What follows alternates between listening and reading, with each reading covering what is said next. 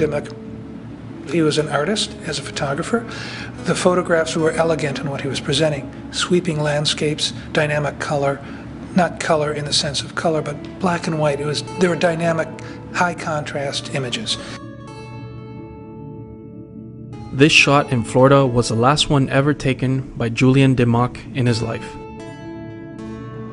Thanks to a joint effort between the Atatiki Museum, Historic Stranahan House Museum, Dimmock's images of Seminole life can be admired by audiences today.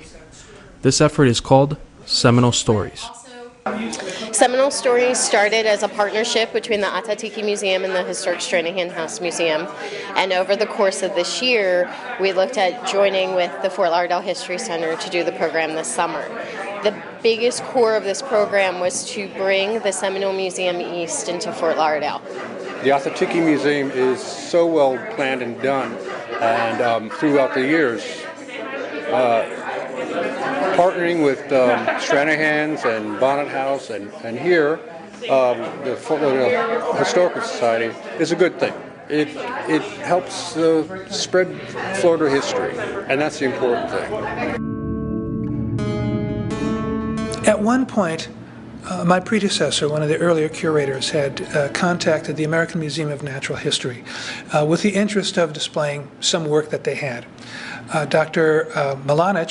Jerry Milanich, was gracious enough to get back with the museum and tell us that they had a collection of glass plate negatives that they were interested in cataloging and getting out into the public.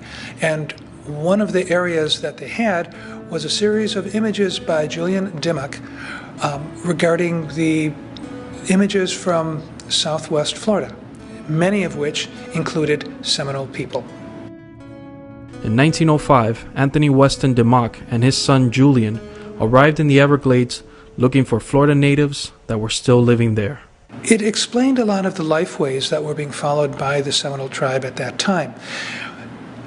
Being on the western coast of Florida, they were not as acculturated as those people on the eastern coast, because by that time there was a tourist trade that was developing, and much of the Native American culture on the East Coast was becoming somewhat adulterated, and they were pandering to the tourist trade that was coming down from the Northeast.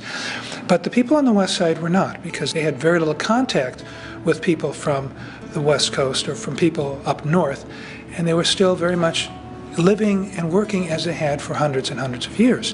They made at least 4 expeditions under extreme conditions between the years 1905 and 1910, hoping to interview and photograph them.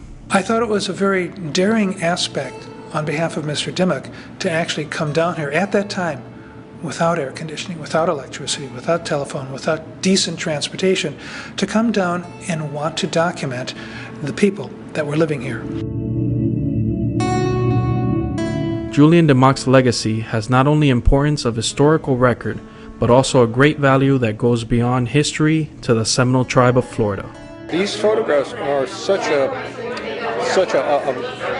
jewel for our tribe to exhibit. I mean, how we looked, how we were, how we kept our customs, our traditions, and it just brought a lot of good sense in with me, seeing my relations and knowing we're still here, and we're enduring, and we will do so in the future.